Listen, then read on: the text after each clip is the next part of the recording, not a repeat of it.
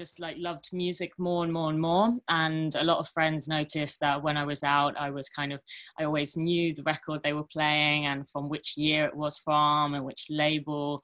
And a friend actually just suggested, hey, why don't you start DJing yourself? Because you obviously are super passionate about it. So that's what I started doing. He brought me a gift, pair of headphones in return for playing for a party that he was throwing. So I wasn't getting paid, but I just decided, hey, of course I want to play at any opportunity that I can get. So yeah, that's how it started. And I then would take any kind of gig that I could get. Like I got offered a gig at a restaurant weekly, Galvin La Chapelle in Shoreditch. And although it really wasn't the kind of music I wanted to play, I just took it in order to get the practice and in order to DJ as much as I could. To the next section is having a 5-year plan. Is basically without a plan, you cannot reach your goals. It's absolutely paramount to success. You can't just say, oh, I want to be a DJ and that's it, or I want to be a music producer. Like, you need very structured goals in order to get there. And I'm going to go through how to do that.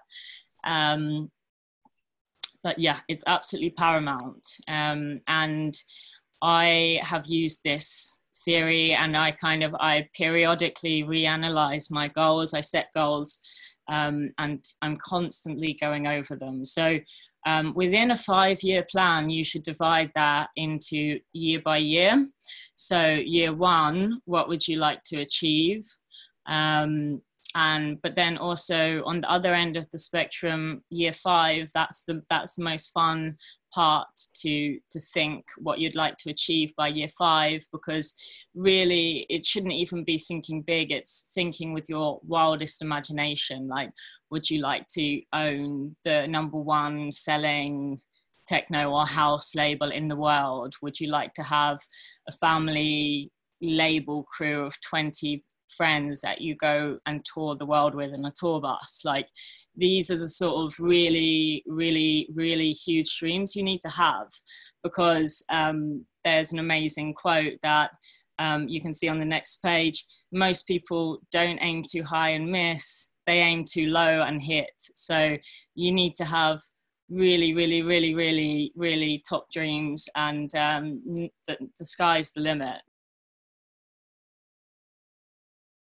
The next part I wanted to talk about is your brand, which is extremely important. It's actually pretty much everything.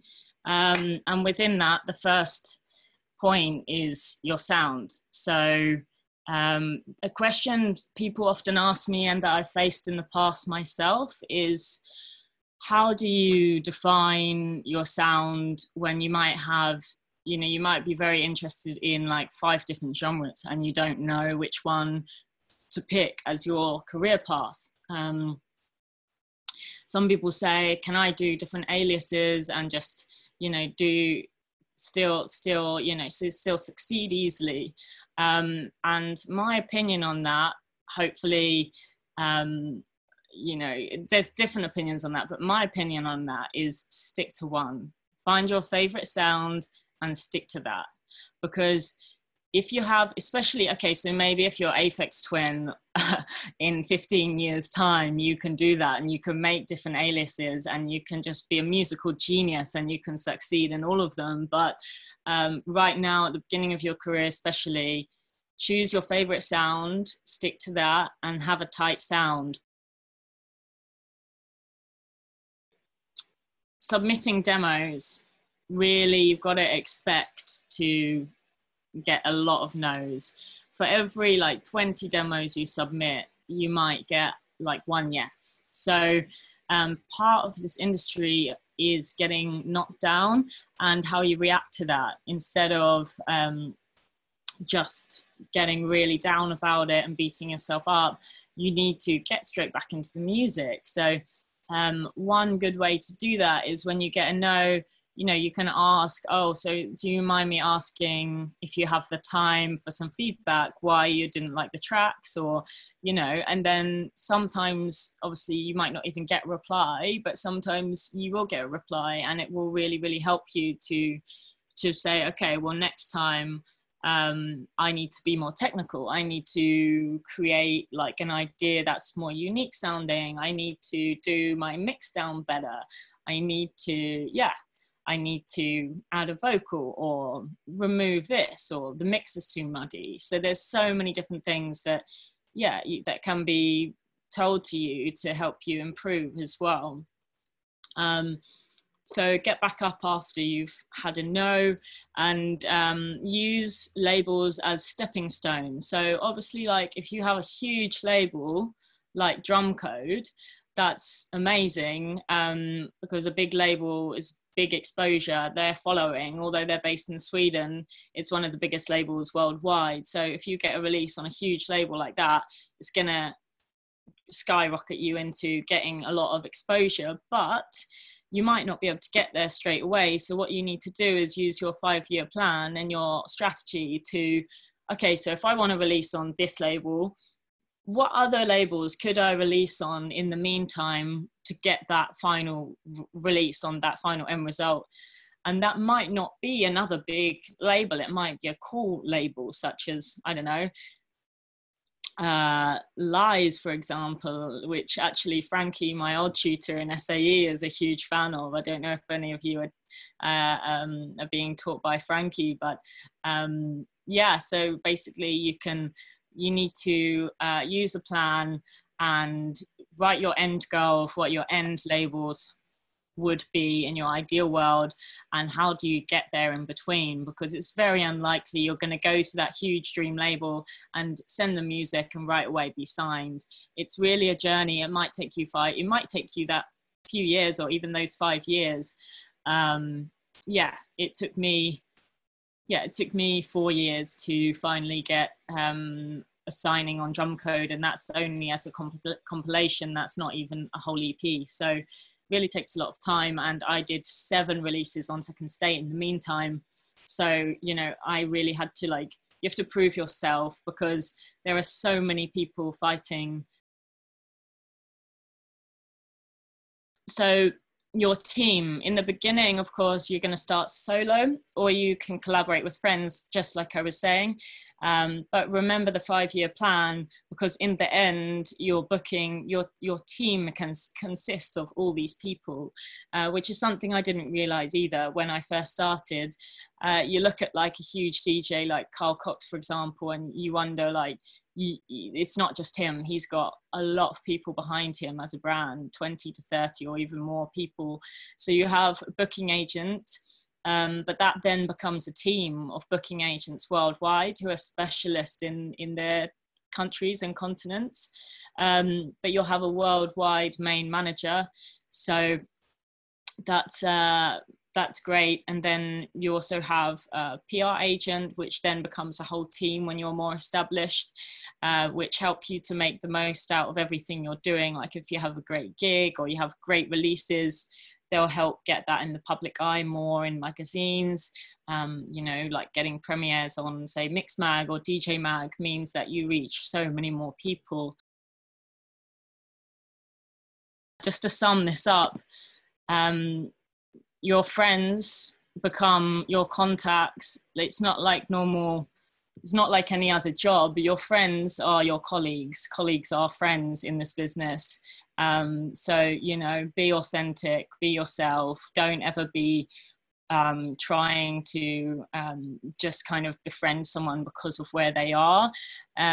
Always have a good, pure intention and hang out with people who, you know, you want to be associated with, but don't do it in a desperate way. Do it in an authentic way. So what sort of music do you like? What are the key labels that you love? Who are the people around those labels? What sort of like clubs and parties do you go to in order to get into that circle?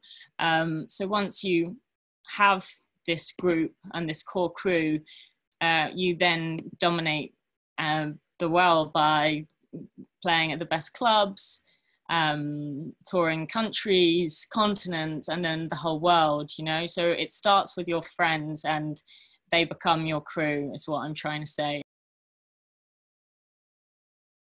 I wish I'd known about Sinc basically way earlier. I literally only realized what Sinc was about 6 months ago, or not even that. So let me just run through them and then I will come to what Sinc is. But firstly, sample packs. As a producer, you can make sample packs, which you can then constantly be earning royalties on. So it's a great way to have money coming in the background, so that you can focus still on exactly what you want to do with your music career. You can also go into music for film, which has become more and more difficult because of stock websites. So a lot of film directors now will just buy stock music, but there is still very much a big industry for it. And the money that can be made there is actually, there's huge opportunity for that. So patterns, well, we have like mainly in electronic music, we're using 4 on the floor, which again, I'm sure a lot of you know, hopefully, or if some of you don't, 4 on the floor means it's a steady beat and you have 4 beats in 1 bar. So beat, beat, beat, beat is 1 bar. And then obviously you have different amounts of bars that make up like 16, 32 and different sections of, and that's how you build the track, is from the bars. So beats are obviously the single beats, and then bars, I mean, I'm sure hopefully you know from DJing as well, when you're DJing, that's how you DJ and mix tracks out, because you use most likely the last 32 bars of one track and the first 32 bars of the next, and you mix those together.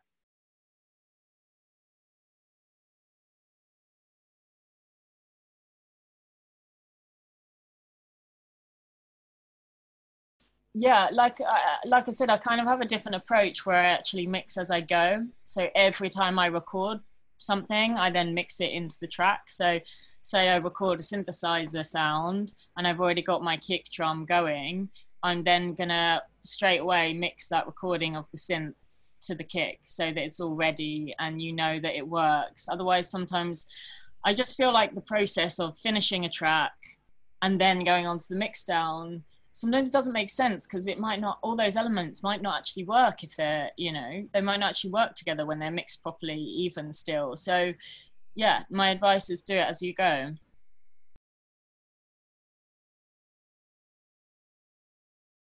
There's a couple of ways. Firstly, there's these sub packs. I don't know if you've heard of them. It's not hugely expensive, but it's like basically a wearable sub that you can put and wear in the studio, so you can kind of feel what the bass would feel like. Of course, not everyone or hardly anyone has access to a club stereo system to test their tracks on, but you know, if you have a gig at your local club, you can actually ask them, hey, can I come down before the club opens that night and test some music that I've been making on the system? Like 9 times out of 10, they're going to say, yeah, sure. Another way is also obviously test your music at your gigs, like play it on the sound, on the system, and sometimes it's not going to be amazing, and you might have to like mix out quickly, but that's just what it is. Like it's a great chance to be able to test. So yeah, that's my advice for that.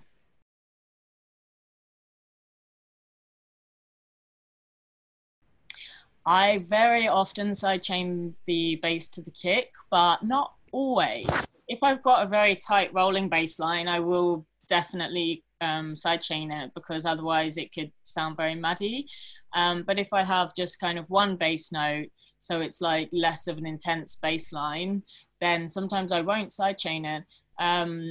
I also used to sidechain absolutely everything in the beginning, but now I feel like sidechaining is also like a little bit overused and overrated, as well it was in my work. And a lot of the time when I have a ride or a hi-hat, I just leave it. I like the sound of it just being straight, but again, that also depends on your music genre and yeah, on what you're making essentially. So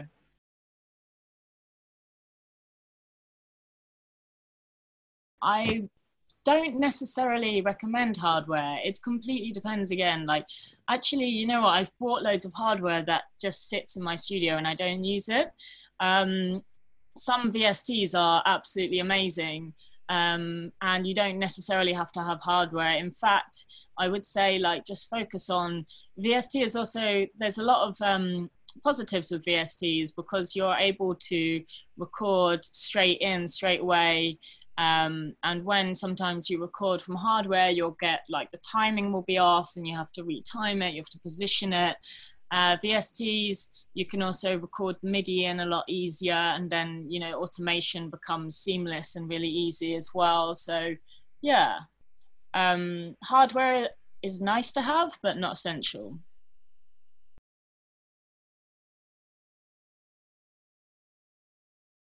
I actually usually use about 3 kicks in each track. And the first one I would EQ and literally just have the top frequencies. So that acts as the part of the kick that peaks through the mix.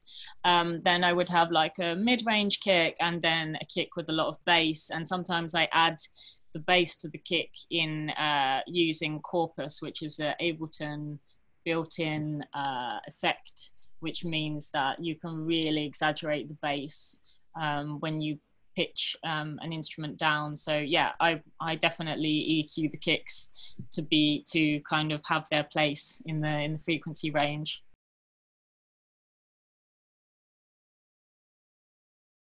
It doesn't really work like other businesses because you just need to like go to the club basically, and without being too keen and too uber, you know, like friendly, go there, have fun, take your friends, get chatting to people, go stand next to the DJ booth, wait for the DJ to finish, chat to them, bring a USB with your music on, just in case, firstly, there's a chance for you to play, which has happened to me a lot in the early days, which I absolutely loved, or send them some music, give them a mixtape on your USB, say, hey, look, I live in this area, come to your parties before, love it. If you ever have a slot, like, let me know. And that's really what you have to do.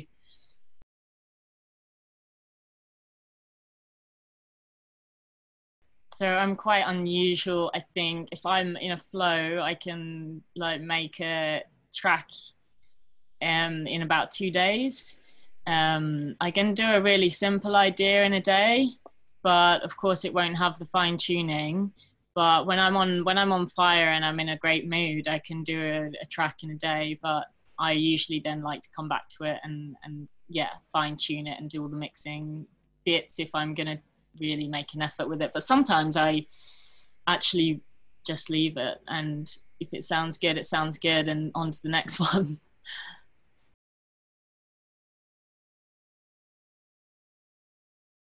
Just do it. Don't overthink. I find it good to arrange as you go. Finish the arrangement no matter what. So if you have some elements that you think sound cool, don't then spend another hour looking for another sound because that's when you go down the rabbit hole of, you know, like, oh, maybe it could sound better if I found one more thing. No, you've already got some good elements. Arrange the track, and then this one's key, come back to it over time after the arrangement is finished.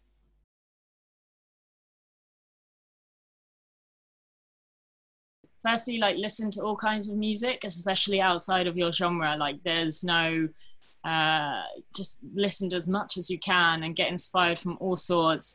Attend concerts, clubs and parties, especially concerts you wouldn't usually go to. Buy a ticket to, like, when I came over to Berlin, I went and saw a Ethiopian jazz artist who had come over, and he was amazing. He blew my mind and it inspired me. Read books, you know, read what other people's accounts are, keep your knowledge high, go outside, walk in nature, have fun. Basically, the happier you are, or not really the happier you are, but the more emotion you have, the more inspired you'll be in the studio. So that comes to my next point: make the most out of your emotional states, even or especially when sad. That's an inspiring time. Like, if you're not feeling happy, get in the studio and make some music. And, you know, I've written some of my favorite tracks when I've been not feeling the best. So yeah, that's definitely a really good time to, yeah, to be motivated to do some great music.